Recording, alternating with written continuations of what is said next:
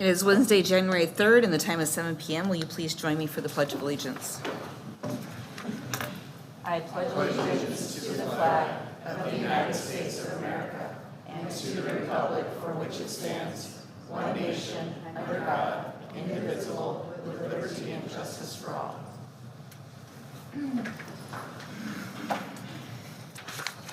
Item 104, approval of tonight's agenda. May I have a motion to approve the agenda? So moved. And a second? Second. Moved by Mr. Lemon and seconded by Ms. Trejo. All in favor? Aye. Aye. Item passes unanimously. Item 105, reorganization of the 2024 Governing Board. This is what we do every single year. It's regulated by statute. And so I'll open up the floor for nominations. Mr. Lemon? Thank you, Madam President. You want to turn on your microphone? Thank you, sir. Well, how do you know they're going to be good words? Taking a guess. No, I'm very pleased with our leadership, and I've done those jobs before, but I would like the newer people on our school board to do this. And I think Mr. Miller would make an excellent leader in some capacity for us. So not a straight nomination, just to put him up there as something. Better than nothing, right? Well, Madam President, you know, we want to give the people an opportunity to decline if they're too busy or have other obligations that would enable them to do that, but from that standpoint. Mr. Lemon, would you like to make a nomination? Yes. Madam President, I would like to nominate Eric Miller to be our next president. Okay. May I have a second? Second. Moved by Mr. Lemon and seconded by Ms. Ewers. All in favor? Aye. Aye. Yes, you should vote for yourself. That's a good thing. All right. Unanimously, it is Mr. Miller who is now President Miller. So do we now switch? I can't recall. Do we now switch before Vice President? Let's do the vice president. Okay, thank you. Item 106, reorganization of the 2024 Governing Board, election of Vice President. Do we have a nomination for Vice President? Madam President, if Ms. Ewers is available, I'd like her to continue to be our vice president. She's got a lot of experience. Okay, we have a nomination for that. Do we have a second? Unless she wants to turn it down. Thank you, Jim. I appreciate that, but I will gratefully decline.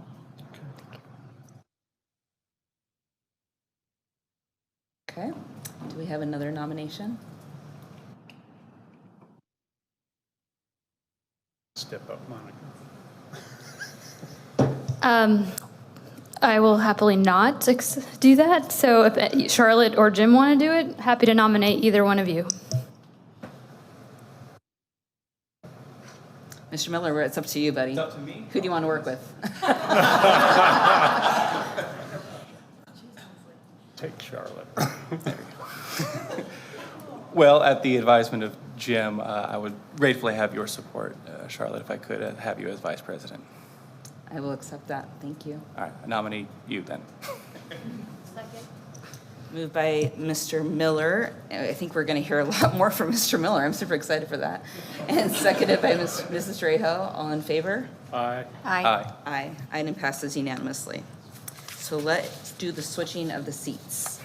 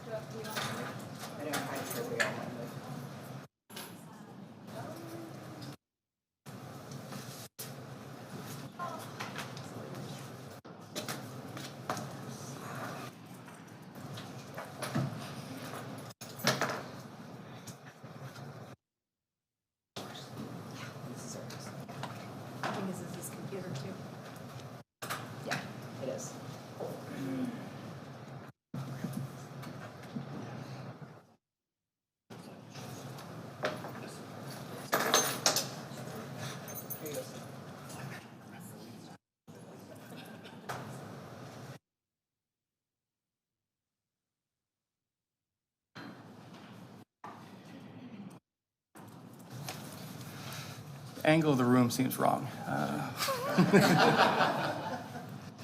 Moving on to 201, approval of the minutes from our last meeting on December 6th. I have a motion to approve. Second. Motion by Monica, second by Jim. All in favor, say aye. Aye. Aye. So it's passed. Moving on to 202, modification approval of the minutes from the executive session from the same date. Do I have a motion? Make a motion to approve the minutes from December 2nd executive session. And it's second from Jim. All right. We have a motion from Monica, second from Jim. All in favor, say aye. Aye. That's unanimous. 203, approval and modification minutes for our special session on December 12th. Do I have a motion to approve those minutes? Second. So moved by Monica, second by Jim. All in favor, say aye. Aye. Aye. That is unanimous. Consent agenda, my first consent agenda. Do I have a motion to approve the consent agenda? Anyone want to discuss anything? I'd like to make a motion to approve tonight's consent agenda. Second. Motion by Charlotte, second by Jim.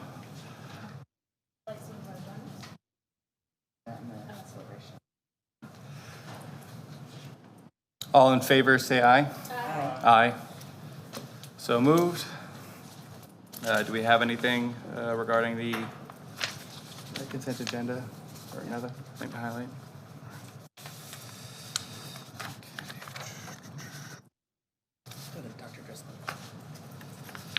Yes. All right, moving on to 401, Celebrate Excellence. Dr. Driscoll. Thank you, Mr. President, members of the board. It's like the first time in 4 years, besides when Patrick, that I had to say Mr. President. Normally I had Madam. So, all right, I have a few items to celebrate for Celebrate Excellence. TD3 has a new doctor on board. Rebecca Miller, lead speech language pathologist who supports Connolly Middle School, recently defended her dissertation and will be receiving her doctorate in educational leadership from the great Arizona State University Mary Lou Fulton's Teachers College. Rebecca is one of 9 individuals selected to take part in the Special Education Leadership Cohort, which was fully funded through the U.S. Department of Education. Congratulations to Rebecca on this outstanding accomplishment. Thanks to Spread D Love organization, 100 TD3 students received brand new bicycles during the Cookies with Santa event, which took place the week before winter break. Families enjoyed yummy treats, a food box to take home, and a special visit from Santa to commemorate the evening. Our gratitude also extends to volunteers from McCarthy Building Companies, Canon, Landon's Credit Union, State Farm, Core, Concord General Contracting, and Shaw Sports Turf for assembling every bike with love and care. The Taya Foundation held its annual beans and rice distribution earlier last month, delivering 14,976 pounds of beans and 13,710 pounds of rice to be distributed to our 21 Tempe elementary schools. A special thank you to our Tempe Fire Department, the TD3 Facilities Management Team, and members of the Tempe Sunrise Kiwanis Group for making this distribution possible, and to our TD3 staff members who helped to facilitate the beans and rice distribution to our families.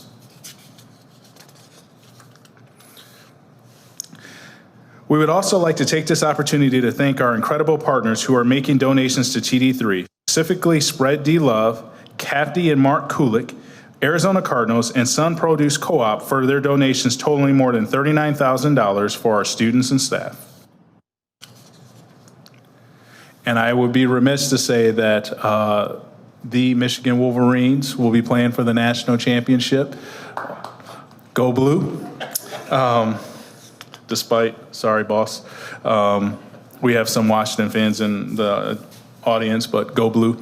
But that concludes my Celebrate for Excellence for this meeting. Thank you.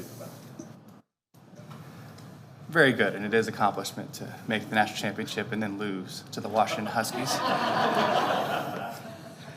501, presentation for Charlotte. All right, I think this is me. So thank you so much. I got my notes. So I'd like to take this moment to thank our former Madam President, Charlotte Windsor, for her year of service for us. During this year, you've led our board to receive the Lou Ella Kleins Award. You have addressed bell schedules, and you lived to tell about it. You addressed the opening of one of our newest schools, Mosley Middle School, and you also tackled the future planning for our district. And so those are Herculean tasks to tackle in 1 year, and you've done them 4 of them in 1 year. And we appreciate your leadership and your just thoughtfulness throughout this year. So thank you so much for taking up that responsibility. It's a huge responsibility. And as I was recently reminded, none of you guys get paid for this job. And so thank you for the countless hours and time and dedication you put into this role. And I have a award to give to you, not a gavel.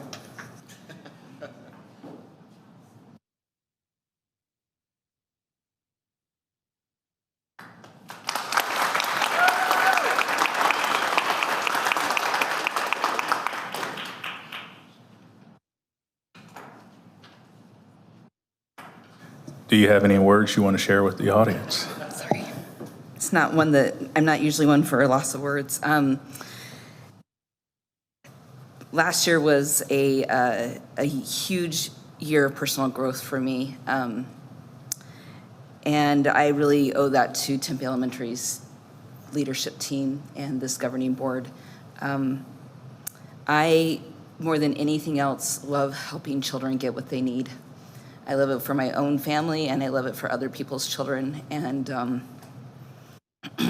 I find my opportunity to help in some capacity help kids get what they need to be just the greatest joy. And I'm grateful for the things that we've been able to accomplish. I'm grateful for this board who's been incredibly supportive of everybody's goals and aspirations.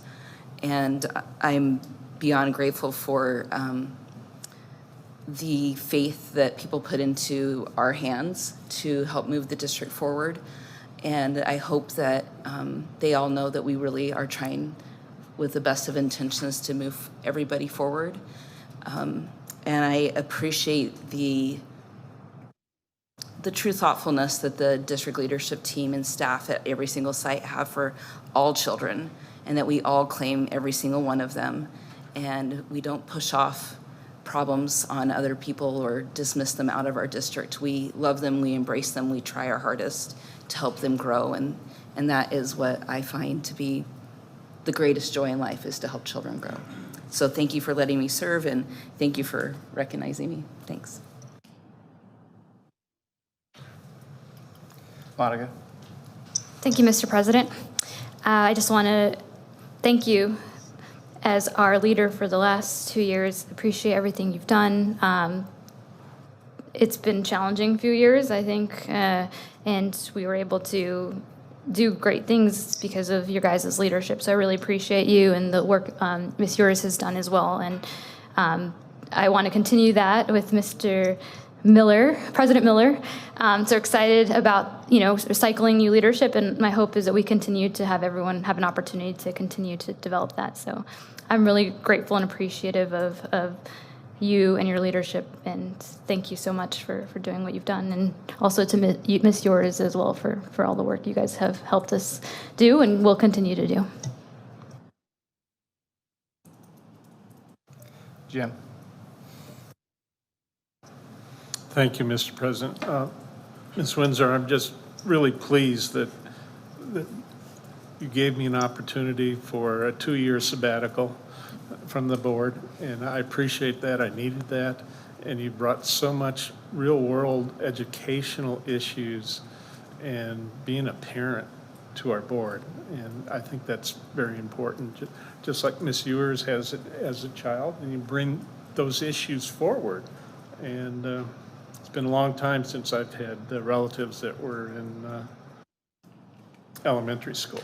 So, and I appreciate your hard work, both of you, in doing these things. It's not an easy job. Both Monica and I have done it several times. And so I appreciate that we're not in the front pages of the newspaper. We're not being recalled. and other issues. So that's to the leadership that the president and the vice president show and get us there. And so, thank you, ladies. Thanks very much. And I suppose the privilege of being president, I get to talk last. I just want to echo Jim's sentiments. For those of you who don't know, I work for the county, and as part of my job, I watch other board meetings for other school boards throughout the county. And a lot of them aren't like this. And so I just have to thank you for your leadership, the culture you set at the top as being the president of this board.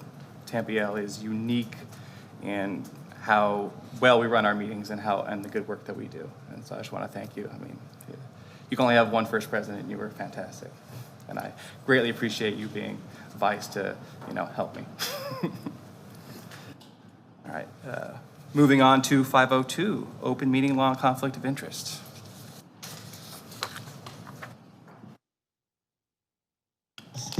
Good evening, Governing Board. We'll do our annual open meeting law refresh. I'm going to go super fast, just highlight what's new, a few key items, but we won't go through every slide. I think you've all seen this a few times.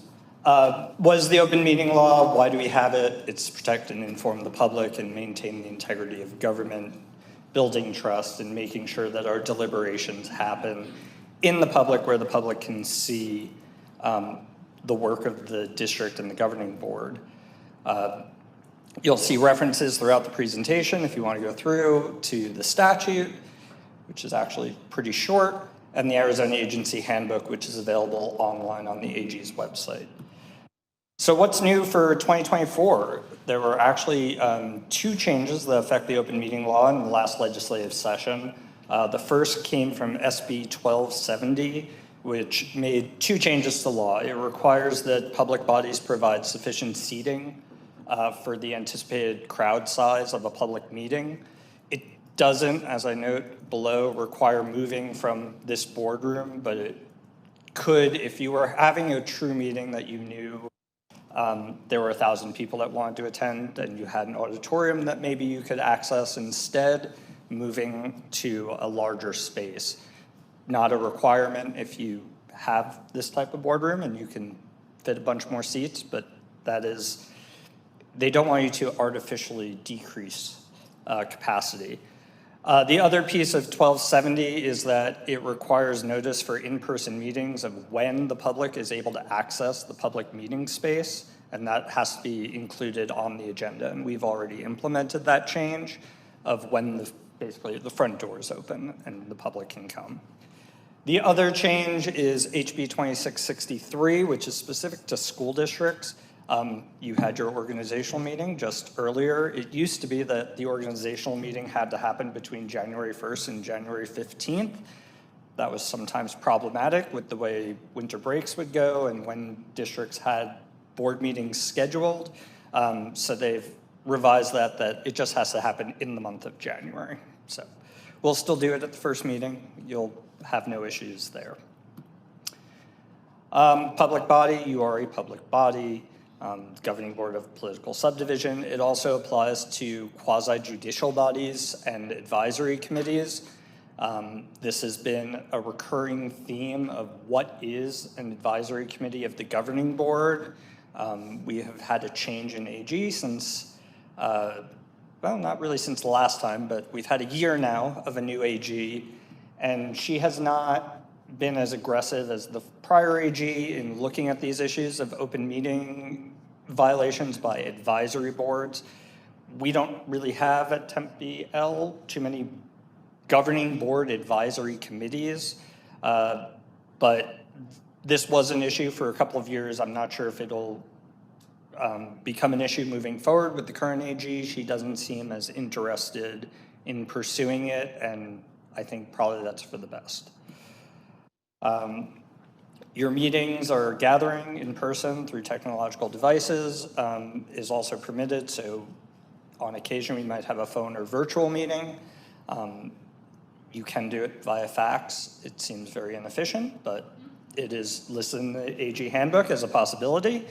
You do need a quorum. So for a 5-member board, that's 3 members, and it's to discuss, propose, or take legal action. If you don't have a quorum, so if only 2 of you can make a meeting, you don't have a meeting. And you can't meet, and anything you do is an invalid action. No real definition of what it means to discuss, propose, or take legal action, so we use just our normal definitions. Again, if this is occurring between a quorum, it's a meeting. So notice, we have to provide notice at least 24 hours ahead of time of the meeting. We do it physically by posting a physical copy of the notice in the lobby and also electronically on the website. If you have a technological problem that prevents, it doesn't preclude you from having the meeting as long as you're complying with your other notice requirements. At least 24 hours in advance to all members of the public and to all members of the body and to the public. We actually let you know hopefully more than 24 hours in advance that we're having a meeting, but just in case. 3 exceptions to the 24-hour notice for an actual emergency. I'll skip to 3, continuation of a previously noticed meeting that was recessed. Those 2 you can do in less than 24 hours. For the middle one, if you're ratifying action taken in violation of open meeting law, that requires 72-hour notice. So we had that happen a few years ago where we had an issue with, it was during COVID.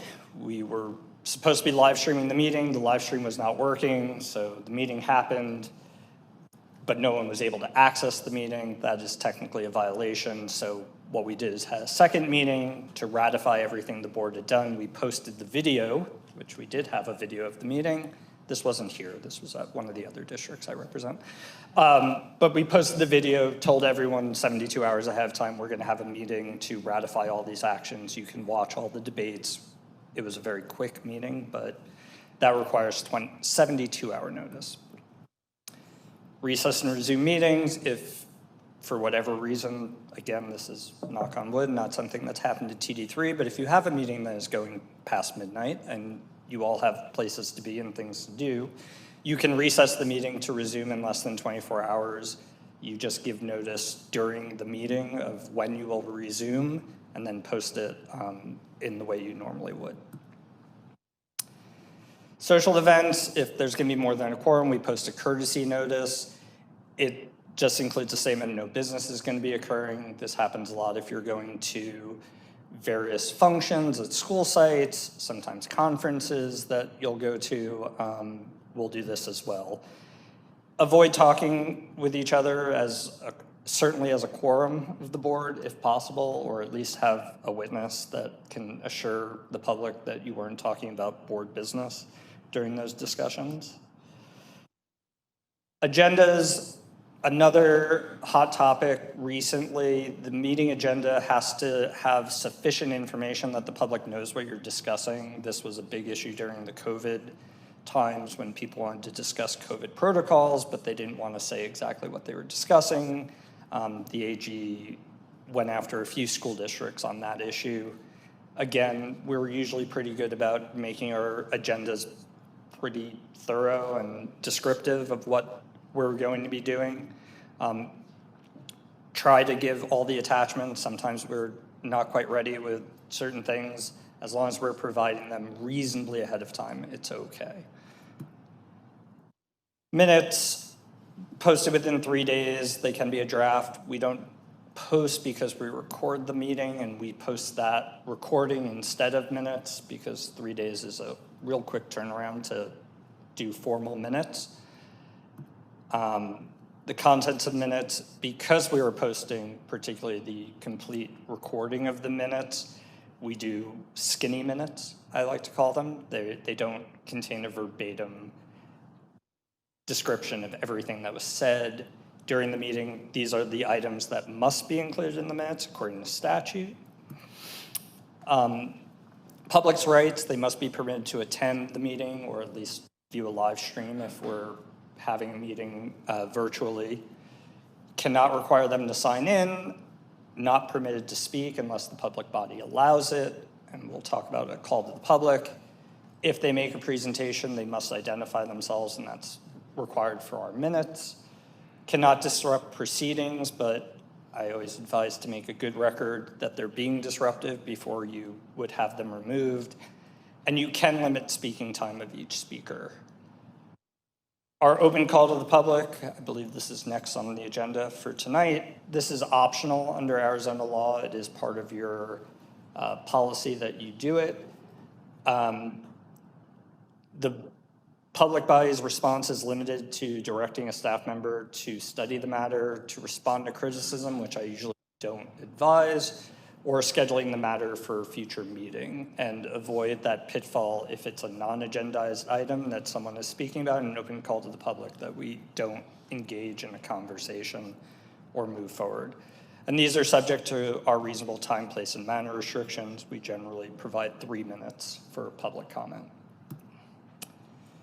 The public is allowed to record as long as they're not interfering with the conduct of the meeting. Executive session, and we'll take a few more minutes here. Under Arizona law, you can have executive session, which is a private confidential meeting of the board to discuss a certain limited number of categories, and they are personnel matters, confidential records, legal advice, litigation, contracts and settlement discussions involving attorney consultation, employee salary discussions, international and interstate and tribal negotiations, not something we generally do as school districts, the purchase, sale, or lease of real property, school safety operations, plans or programs, or security plans, procedures, assessments, measures, or systems related to facilities controlled by the public body, including IT. So executive sessions are always just because you can have one, should you. It's the public suspicion of what you do behind closed doors versus an actual need. And always want to emphasize legal advice is a discussion or consultation with attorneys for the public body to get legal advice. It is not just, we want the lawyer here so we can have a private conversation. If you are having a discussion just around the lawyer and not with the lawyer, then technically you're not getting legal advice. And this is distinguished from legal consultation regarding litigation contracts or settlement agreements. So we have 2 separate basic, what I consider really legal advice type provisions in executive session that we can use. Taking legal action, this does not happen in executive session with the exception of student discipline, expulsion, or providing the direction to attorneys for litigation strategy or contract negotiation settlements. So if we are doing something other than those 2 things, you need to come out into the public meeting to provide a public vote on what it is you're discussing. And no straw polls in executive session. Technically, that's taking legal action and making a decision. Executive session materials are confidential, so some of the pitfalls are failure to keep that information confidential. The individuals present are those who are reasonably necessary, so it is not limited to the board, the attorney. You can invite the superintendent and any members of the district staff that are necessary for the conversation that you're having. A failure to advise persons about the confidentiality requirement, which we do as an admonition when we go into executive session, and we have a practical pointer. Executive session minutes are available to members of the public body, including members who are unable to attend the meeting.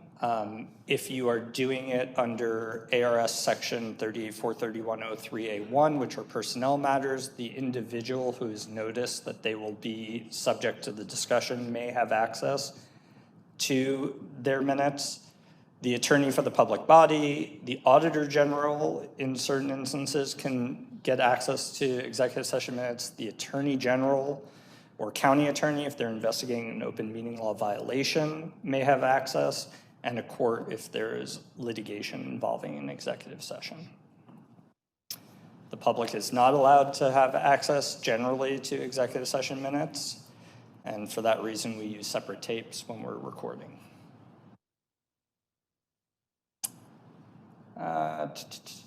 So avoiding open meeting law violations, keep your public work to the public meetings that we have scheduled. Don't take, propose, discuss possible legal action for the district outside of a properly noticed meeting.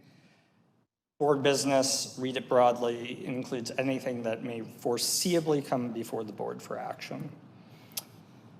Circumvention, one of my favorite topics. This is where we use serial communications. One board member emails another board member, then emails a third board member with the discussion, and we go in a circle. And while we never have a quorum, maybe on a single email, we get the entire board involved in a communication.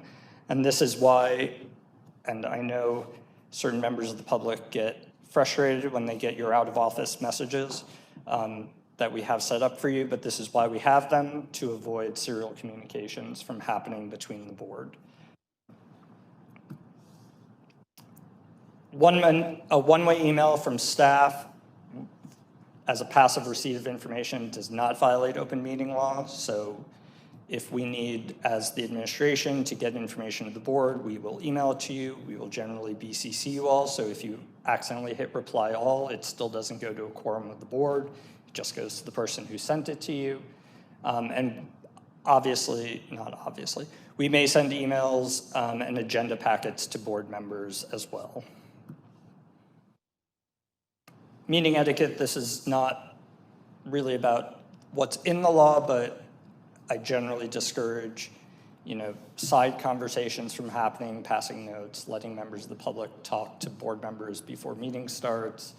Things that probably are not violations, but if done a lot, they look like violations.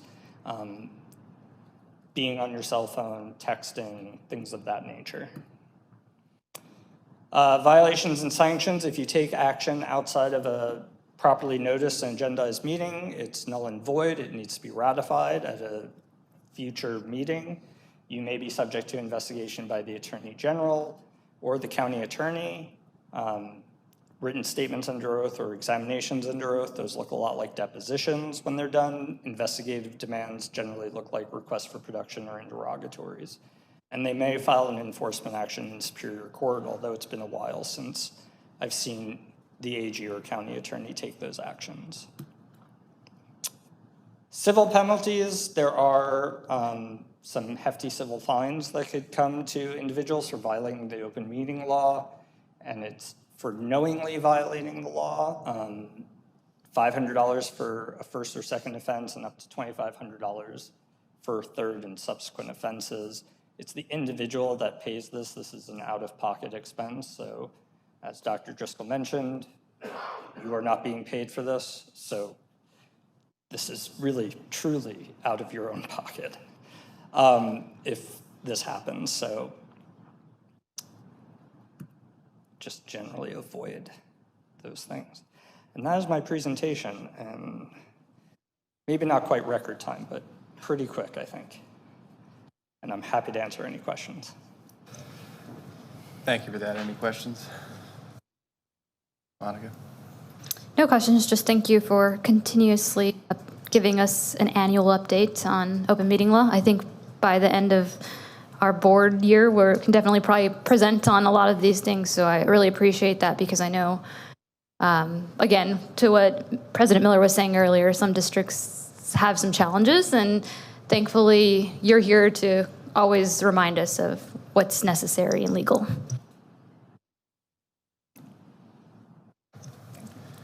All right, that looks like that does that. Moving on, 601, open call to the public. We have no blue cards, so we're gonna skip on past that. 701, discussion review of regulation IJOC-R, school volunteers. I think, if I remember correctly, because my computer's dead, there's a change in language adding for the purposes of classroom volunteering. Dr. Driscoll, do you want to talk? Yeah, so at our last meeting, we had brought up this regulation, and the board had asked us to add language into it to make it a little bit more clear. And so what we've done is we put that language in blue for you guys to review to see if we actually encapsulated what you were saying. And if we didn't, let me know so that we can change it again and show a draft. But this is what we, from our notes from the meeting. So. Okay, cool. And because it's a regulation, we have our district attorney here. Regulations, we don't need board policy, we need board, right? Regulations, it's me. Am I wrong? No, Dr. Driscoll, regulations are approved by the district leadership. They're not, it's not necessary for the board to approve them. Okay, cool. Thank you.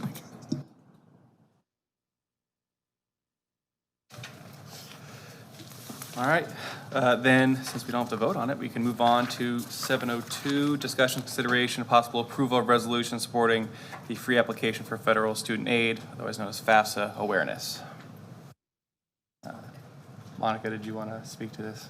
Thank you, Mr. President. Yes, some of you may be aware with what FAFSA is or may not. But FAFSA is, Mr. President indicated, is a free application for federal student aid. And some may wonder, what does it have to do with elementary school? This is usually something seniors or folks in college deal with, or going to trade school. Well, our job in public schools is to prepare students for college and career readiness. So whether they want to go to higher education in public university or trade school, applying for the FAFSA is definitely one of the first steps, and many parents aren't aware what that is. And so there's initiatives to help increase attainment, to meet our state's workforce needs through training and university or trade school. But this is one of the steps to help, and it basically helps two ways, or different ways, for some students who qualify. So if your student qualifies for free and reduced lunch, most likely they're qualify for Pell Grants. Pell Grants are essentially free money. We know college is expensive. Another reason, let's say maybe you don't qualify for Pell Grants, but you qualify for other things. This is what institutions also use for scholarships. So every university, whether you want to go to Washington or Michigan or ASU, they use this as they use a FAFSA to determine scholarship opportunities and eligibility. And so this is an important awareness for people to understand, and why we're doing and talking about it right now is because Arizona currently ranks 48th in the nation for FAFSA completion rates. FAFSA completion rates are very much correlated with attending higher education. It's in fact 87% of people, students who complete the FAFSA are 87% more likely to immediately enroll in post-secondary education. So completing this is a big deal, and getting more people to do it helps more kids get that money. Arizona in the last 3 years left $300 million on the table. $300 million. That's a lot of money that was free money for these kids to go to school. And so, if they have that opportunity, then why not? And so the federal government just revised the form for the first time in a while. It's supposed to be more simplified. That's yet to be determined. I saw an article today that it's a little bit, it was a bit of a soft launch, because tech issues, anytime you launch something new, that's kind of expected. But it's supposed to be a simpler form. And it's new, but the issue is they normally, there's no, beginning or end necessarily, like there's deadlines for a particular year. But in this case, they normally would start applying in October. The challenge is our seniors now have basically, some can't even access it yet, but now until, depending on their institutional deadline. So for some schools that might be March 1st, for April 1st, June 1st, whenever it is. So they have our graduating seniors have a smaller timeline. And we're working with Tempe Union to obviously help them and their families have that awareness. And the city of Tempe has also done a really great job, and they're going to be doing their own proclamation as well to bring awareness. It's really, really does take a village. It's a cross-sector, cross-jurisdictional collaboration.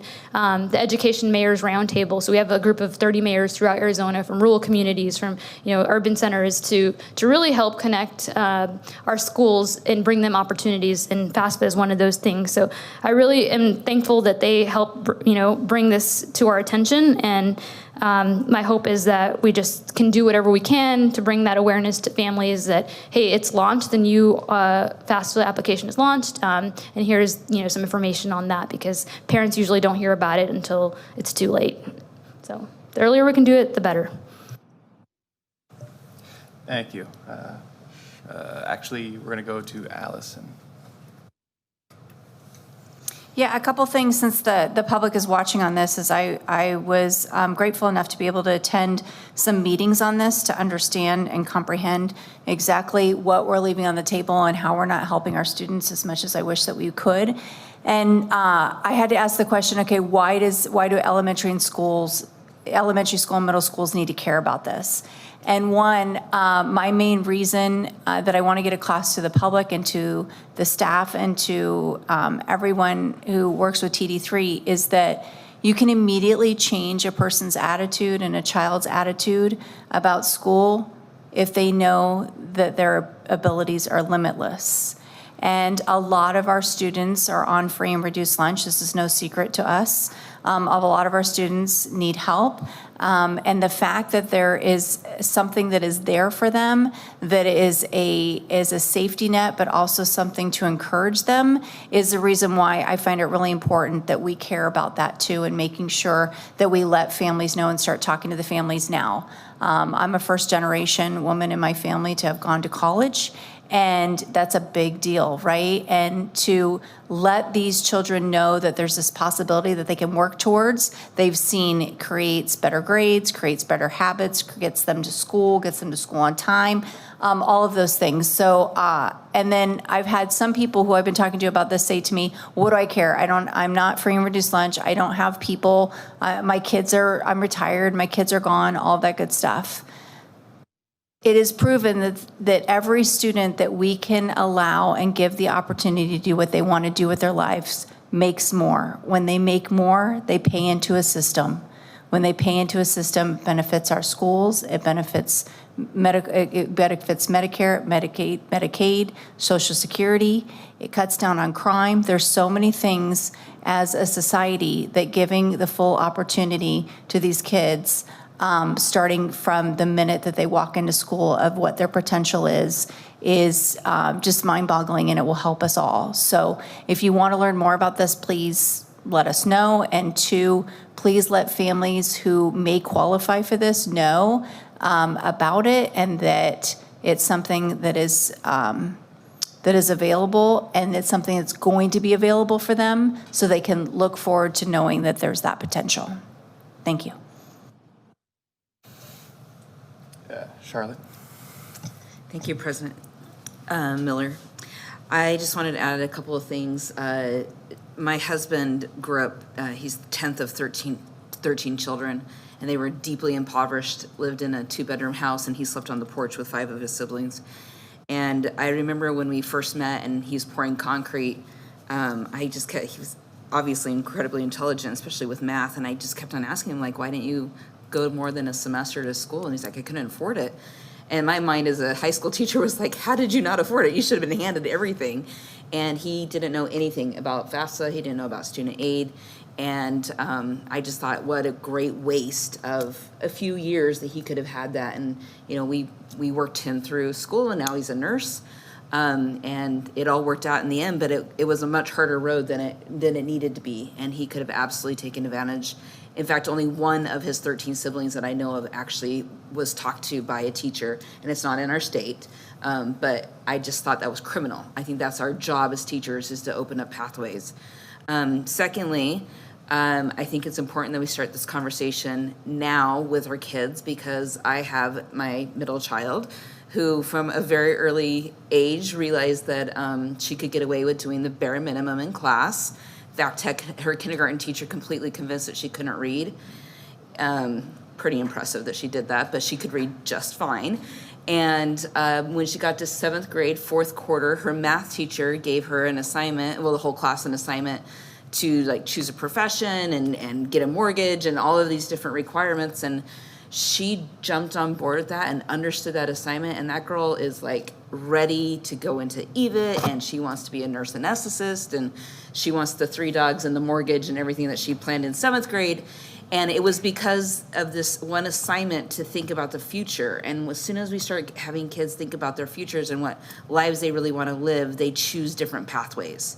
So I think it's very important. While it seems misplaced, it is the earlier we talk about kids and education, whether that's career or whether that is technical, career or college, excuse me, that's the time to do it, is when they are young and receptive. So thank you, Mrs. Trejo, for bringing this forward.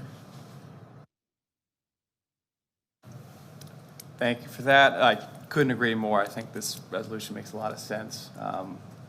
If we're trying to advocate for kids, this is a pretty clear-cut way to do it. So do I have a motion to approve this resolution supporting the free application for federal student aid? I'll make the motion to approve the resolution for supporting free application for federal student aid awareness. Motion by Charlotte, second by Monica. All those in favor say aye. Aye. Aye. That's unanimous. Moving on to 703, discussion, consideration, possible authorization to begin the process of adjusting school boundaries. Dr. Driscoll. Thank you, Mr. President. See, I'm telling you, I'm used to saying Madam President. See, I caught myself, though. Well, we have a standing room only boardroom meeting here today to hear this great topic that I'm bring up. But for those of you who haven't been at our board meetings, I just give you a quick recap and then get to where we're going. So again, I had shared with the board our history dating back with Dr. Barrissey as superintendent. We talked about having small neighborhood schools, safe schools. In 2009, we voted to close Evans. In 2011, we voted to close Bustos, Meyer, and McCamey. And then school boundary changes happened as a result of that. With our strategic plan goal number 3, we talk about for families will choose to attend Tempe Elementary Schools, and more out-of-district students will attend under open enrollment, increasing student enrollment at all schools. And one of the things, the subsets of that is 3.2, identifying and reducing barriers that prevent families from attending Tempe Elementary Schools, and strengthening our specialized and our school options. We had board presentations, I want to say dating back in August, it gave a 10-year summary where we showed the board our schools at our highest in the 10 years and then our lowest points, with the red being the highest that we had at our schools and the black being our current number. Then Ms. Denton gave us just trends for our enrollment, and our enrollment continued to decline after year at TD3. Most cohorts decline, with the greatest loss between 5th and 6th grade. We have open seats based on staffing exist in the majority of our schools, and enrollment is not utilizing classroom capacity. We then had a demographer come and do a study of our schools. I want to say it was Mr. Brainer. And he had came in, I want to say like 2008, and his report kind of showed where we were at now. And he gave us another projection of where we'll be at in the next 10 years if we continue. And so one of the things he highlighted is that our enrollment appears to be fairly stable at the moment, and demographics indicate that our impact on aging, and I call it our community maturing, and school choice will lower our enrollment levels.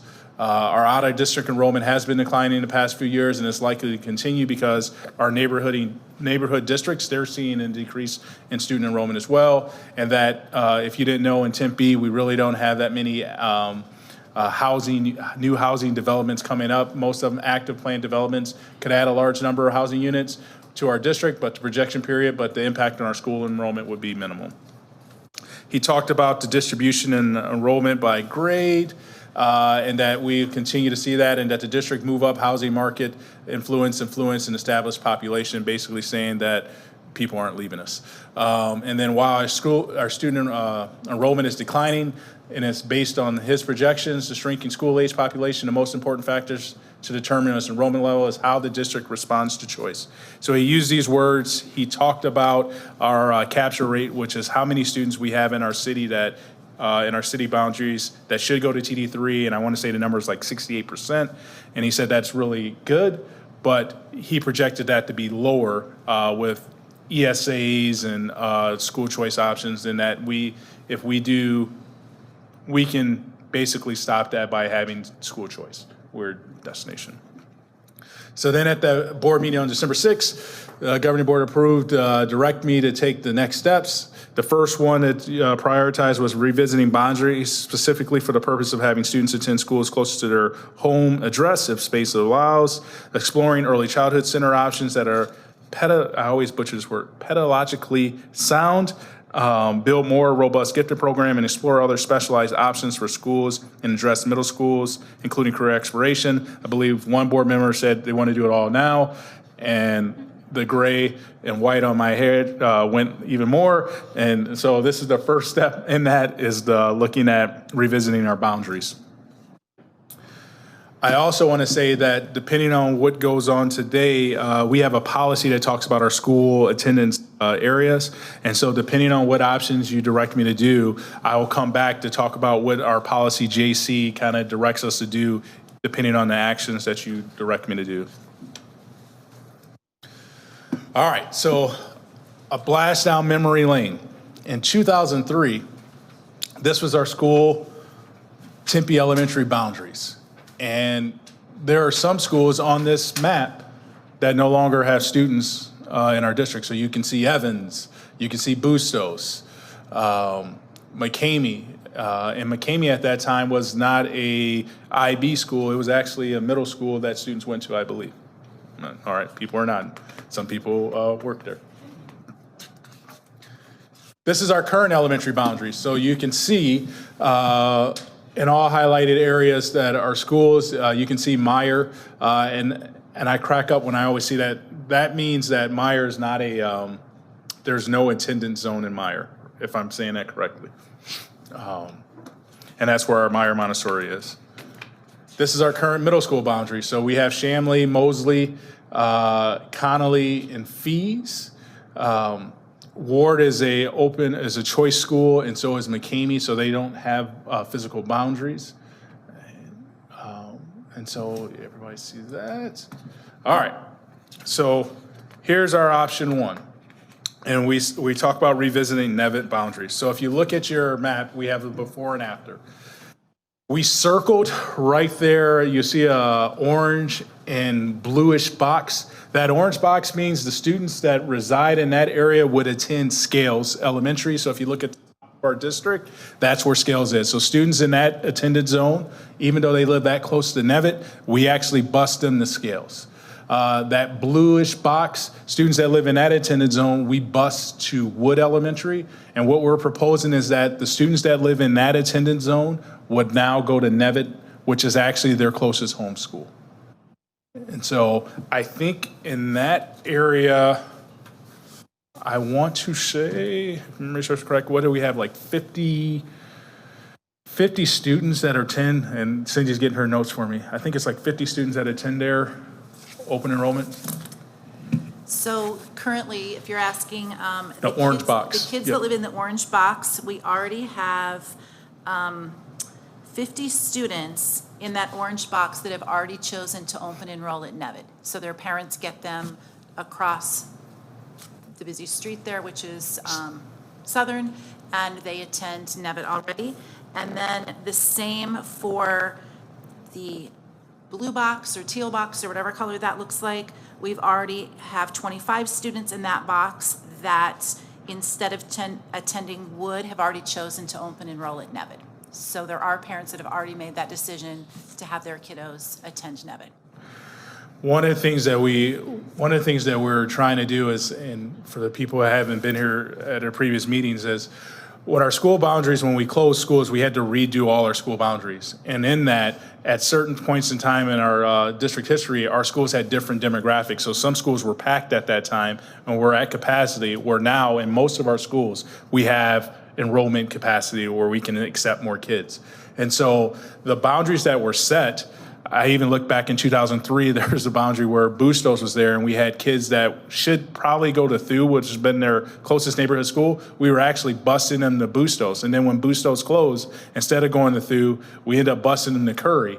And so we have room now in our schools that we can start to bring back some of those kids whose neighborhood school should be the school closest to them, but we have dictated that it was another school outside of our district. So these recommendation options that we're giving you are really some that we've seen some glaring ones that we like, this makes total sense. That box right there, I think they're less than 0.2 miles from Nevitt, and I think we're busting them at least 8+ miles to Scale. So it doesn't really make for me, logical sense to say, hey, this is your neighborhood school.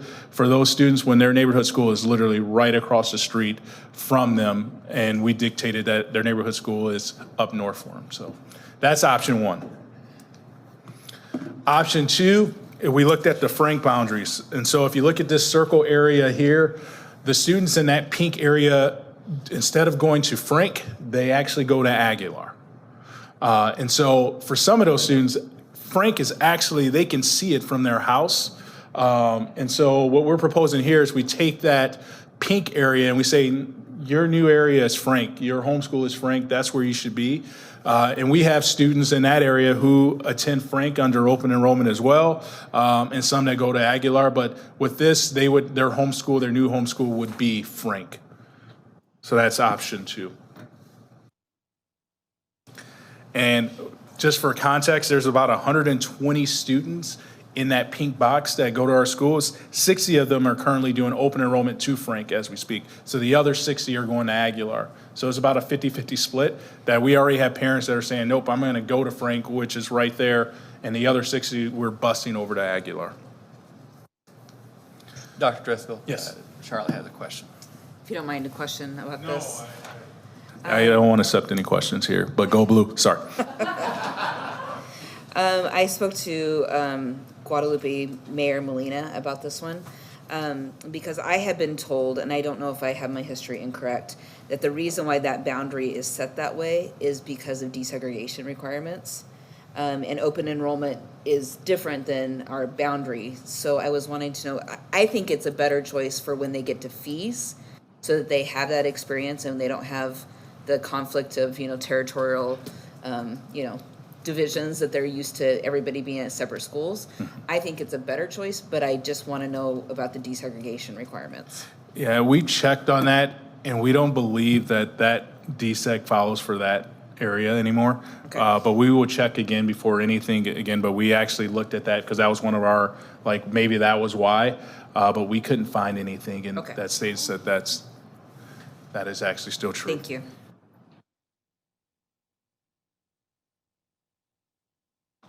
So the next one we have up there is THU. So THU at one time, I think we have a former principal at THU in the audience as well. They were busting at the seams, and that plot of land, if you go back to our history, that used to go to Bustos. So it's Curry now, but that circle, that light blue, used to be in the Bustos boundary, and that students there went to Bustos. Now we believe that with THU and the enrollment decline, we could actually absorb all those students there. There's also a little space there that I'll bring up for Connolly, that pink area. Those students go to Shamley, that little pink box, and what we would be proposing is that they would also go to THU. So that, and after that whole red section would be THU Elementary. The blue, light blue, and that little pink square would all go to THU.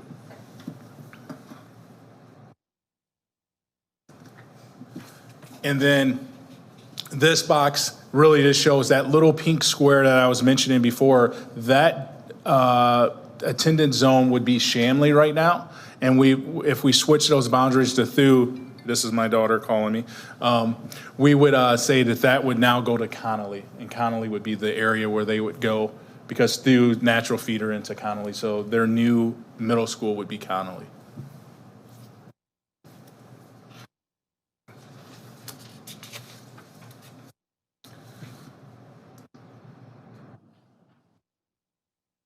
And so then what we did for option 5 is we said, if the district wants us to pursue all of those, that's basically option 5. So we wanted to give you options. We didn't want to say all in one. So option 1 is you say, hey, we just want you to do the Nevitt. Option 2 is you say, we just want you to do Frank. Option 3 would be, we just want you to do the THU. Option 4 would say, we just want you to do the Connolly. And then option 5 would be, we want you to look at all of those and do all of them. So we didn't want to pigeonhole you and say you have to do all. We're giving you choices of we can do 1, we can do 2, we can do a combination, we can do none. Because the next option is we do nothing. So with that, I would open it up to questions and have further discussions and then.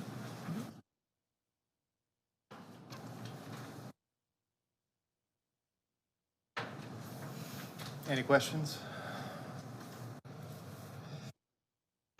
Jim? Thank you, Mr. President. Dr. Driscoll, I thank you for providing all these different options. I think it gives us some focus. And I'd be remiss if I didn't talk about my geography degree from ASU.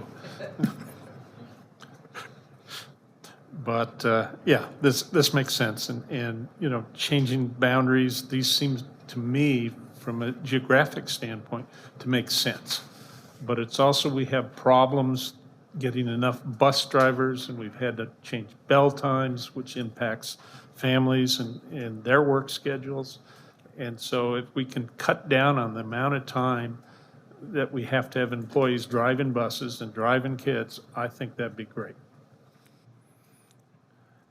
That was actually a benefit that we didn't even, when we were looking at this, that was an added benefit in terms of transportation, because we would be reducing a lot of transportation, not even for our busing, but for our families.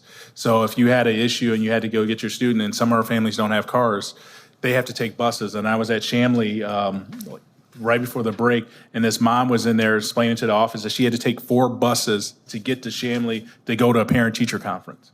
And so some of the situations actually alleviate that, because some of these parents could literally walk to their home school and wouldn't have to even worry about transportation.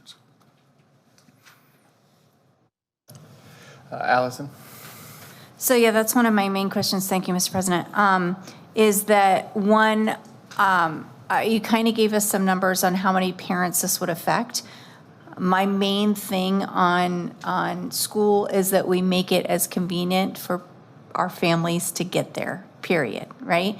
So is it true that a majority of these changes, if we were to make all of them, that most of them seem on this map to have a higher population that would be less inconvenienced by the position that we have? 2, if there is a student that's going to school at a current school that's no longer their home school, how will their life be changed up? Is that now no longer a bus service that was previously provided? And then also you've got a whole bunch of social issues that families would have to, but I can understand, and I do understand, we have choice in the state of Arizona, so they could continue to go to the same school. But just, can you second those where you see the negatives and positives for our families? Yes. So one of the things that when we were looking at this, and it really was the Shamley section, because we have some students that are currently there in middle school. And so that was one big draw that we said, what can we do for that? Especially, like, I'm a 7th grader now at Shamley. I've been at Shamley since kindergarten, so like Shamley's a K-8, and now my next year, I would be an 8th grader. What can we do there? So we have some options for that. But for most of our situations, when normally you do boundary changes, the weird thing is you normally make people leave from what normally should be their neighborhood school and go to another school that's far away. In this, we're actually saying, this is your neighborhood school. This is actually the closest geographically to you. So this should be where you're going. But the beauty of Arizona is we have open enrollment. So all our schools we have to post on our website our vacancies of how many classroom seats that we have open. And we would honor for those parents their open enrollment. So if they say, hey, I get that you changed boundaries, but I still want my student to go to the school that they've been going to, we would say we would accept your open enrollment, so they wouldn't have to lose their spot at that current school. In some cases, the transportation, that's a whole nother beast. That if you guys direct me, I can probably get Jesse, our transportation director, and say, what is feasible if we say, hey, do we do this for a year? Like where we say we grandfather you in and do transportation and we provide that for a year. With the transportation shortages, I don't know if that's possible, but I can get you that information back. But for a lot of our situations, a lot of our parents are choosing to even go there, and they actually would get transportation. So like the parents in the Frank, the 60 of them that are already doing open enrollment, they might actually get transportation to Frank now because we would have to bus there anyway. Same thing with the Nevitt population, because Southern's there, we don't have our students cross main roads. So they're still, even though they're getting transportation to Scales and Wood, they would get transportation to Nevitt because they're there. But now that just reduced the amount that our bus drivers are actually driving, because it's a shorter route from just across Southern than to go all the way up to past University to go to Scales. So depending on what you tell me, if you want me to look at that transportation, we looked at it. But for most of our parents, we would just say, this is your new school, but if you choose to want to stay at your existing school, we would honor you with open enrollment there. And so they would get to stay at that school, but then they would possibly have to do transportation. And we would have to survey them. Some of them might already be transporting their kids to that school anyway. We have a lot of families that do transport. If you go out to any of our schools at dismissal, you see a car line. Some people there 30 to 40 minutes before school dismissed, sitting in car line. So some of these parents might already be transporting. We don't know that number, but we could find that out. Thank you, Dr. Driscoll. Yeah, I really would like to know what amount of families this will change their life, right? Like, and how many of them would lose the ability to take our transportation to school. I think I even have some of those numbers. So for instance, with the Frank option 2, it would be 60 students. And I don't want to say 60 families because some of those can be siblings, but 60 students would be impacted by this move. So that are currently going to Aguilar, it would be 60. And then I want to say for Nevitz, I want to say it's, what's that number, Cindy? Excuse me. For Nevitt, if we go back to the orange box, there are actually 27 students in that orange box that instead of going to Scales, we would now have them go to Nevitt. In the box right next to it, that turquoisey blue box, there are 67 students that are currently at Wood that would instead go to Nevitt. And then when we were talking up at the THU, top right corner, there are 50 students that are currently in that turquoise, in that top right box, or that backwards L, I guess I'll call it. 50 students in that box. And then in the pink box, there are 34 elementary aged students.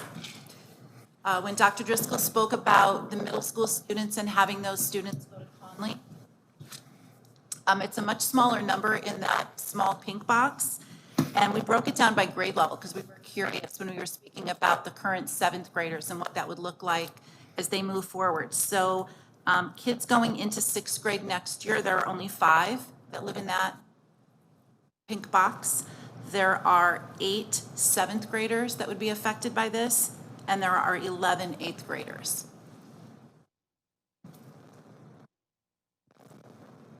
So we talked about with those 8th graders, would it be, giving them the option to either move on to Conley for their 8th grade year or remain at Shamley, but it's 11 students. Yes.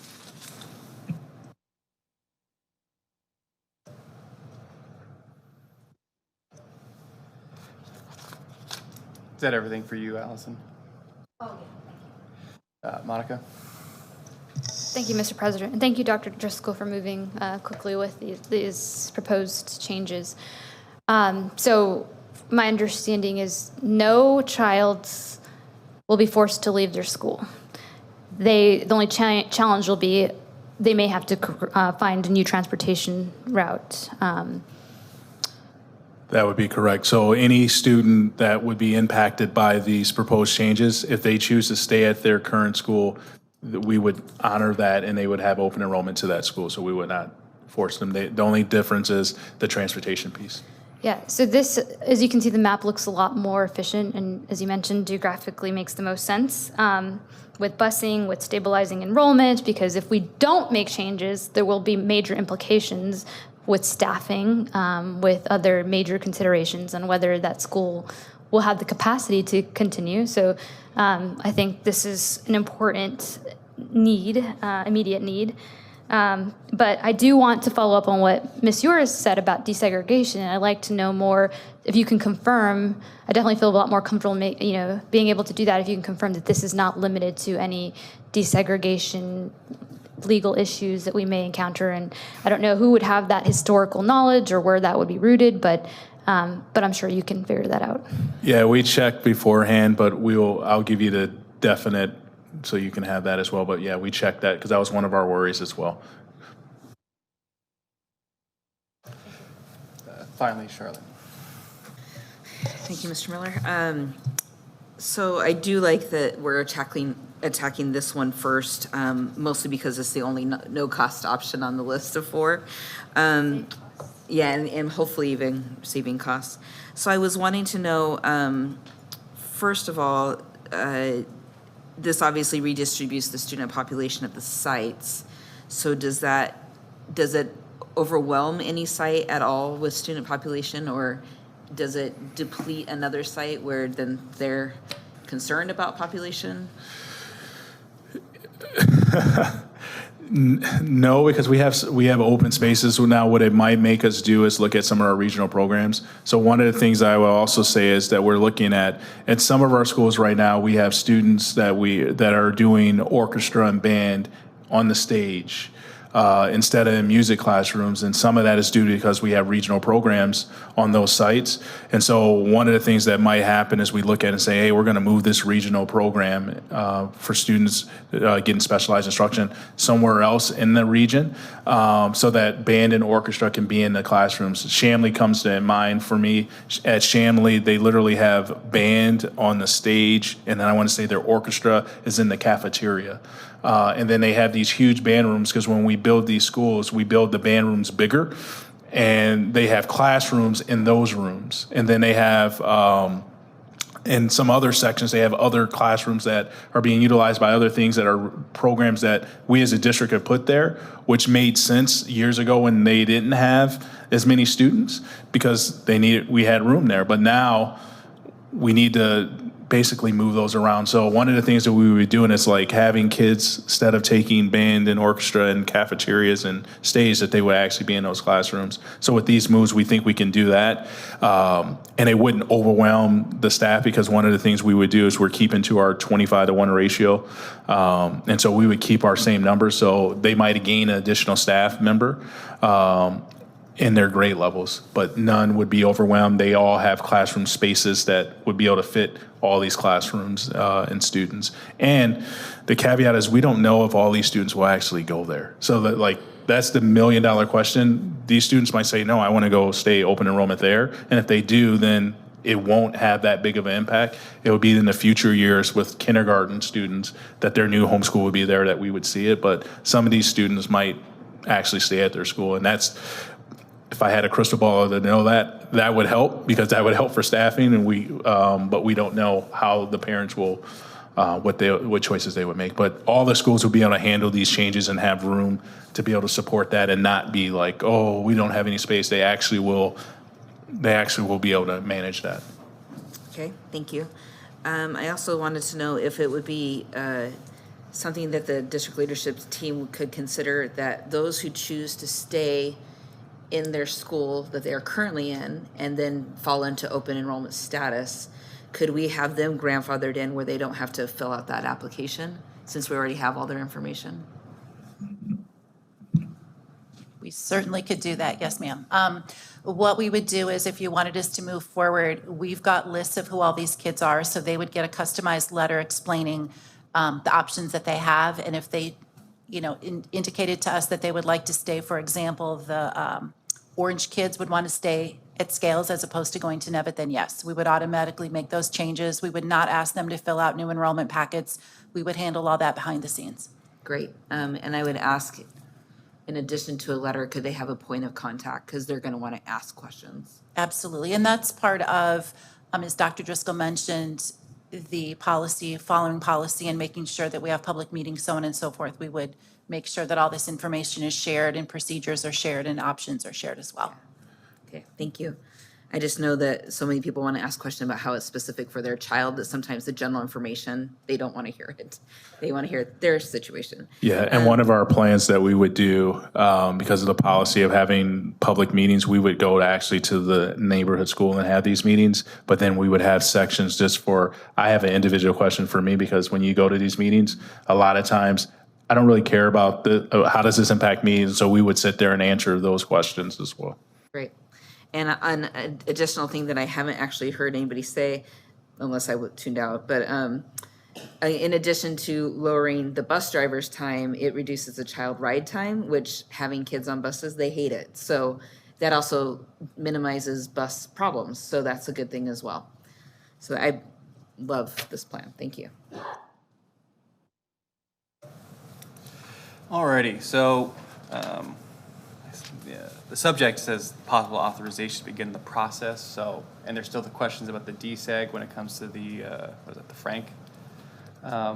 So, What we could do is, for you guys, if you give us authorization to go through this, what we would have to do is enact policy JC. And basically with that is we would have to have public meetings at all these schools for all the people that would be impacted.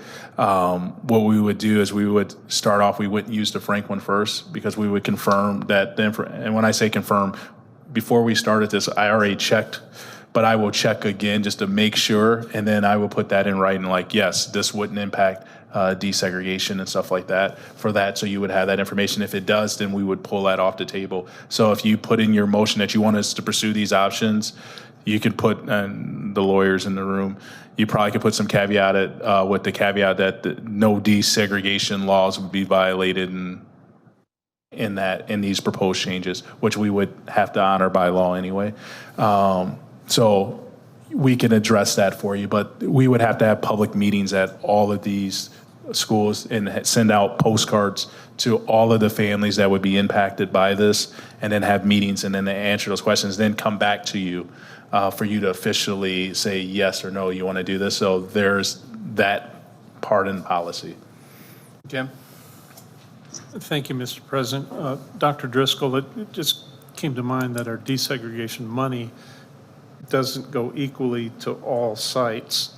And I'd be interested in see how that might change, because there's some programs that we fund through that. We're looking at Yes. Mr. Thomas. The desegregation funds are not allocated to any schools. They're just at the district level. Okay. But we have, the district then decides we're going to do something here, where nobody's getting an equal slice of the pie. That is correct. I mean, it's not exactly proportional. There's different various programs, such as counselors or psychologists that are in schools throughout the district. Right. But it's not like this school gets a large chunk or this one gets it's more of each one gets a certain positions. They get what they need, given our finances. Thank you. Thank you, Mr. President. All right, so do I have a motion for authorization for any of the various options, option 5 being the one that has all of them? I'm happy to make a motion to consider all of the options, obviously with the contingent of any legal barriers to be put on pause if necessary. Second the motion. All right, we got a motion by Monica, a second by Charlotte.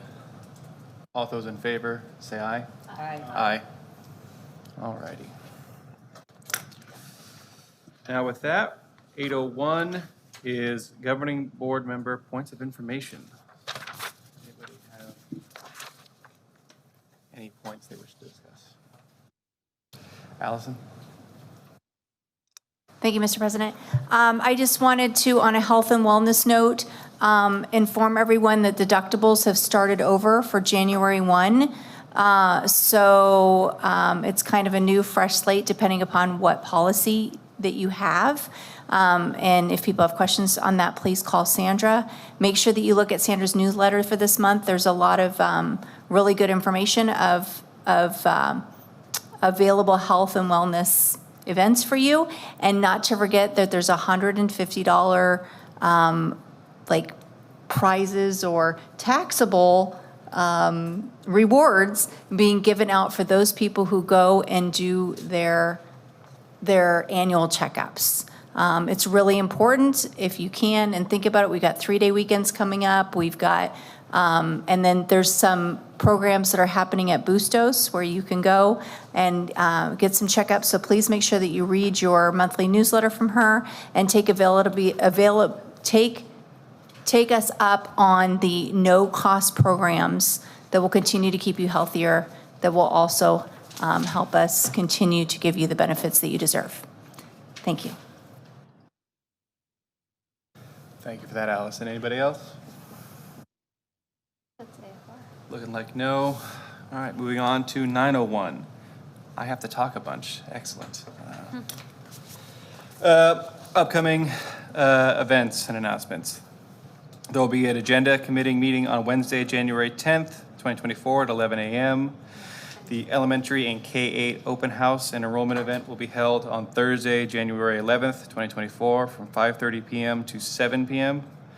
The next regularly scheduled governing board meeting is Wednesday, January 17th, 2024 at 7 p.m. in the Karen Arredondo Governing Board Room. That's here. The Tempe Elementary District Spelling Bee is Thursday, January 18th, 2024 at 10 a.m. here in the Governing Board Room. And finally, the Tempe Elementary Love Your Heart 5K, sponsored by TEEA, will be held Saturday, February 17th, 2024 at 8 a.m. at Kiwanis Park. 10:01, meeting adjournment. Do I have a motion? I guess. So moved. This is like weird without you doing it. Yeah. Second. Motion by Monica, second by Charlotte. All those in favor, say aye. Aye. Aye. Meeting is adjourned.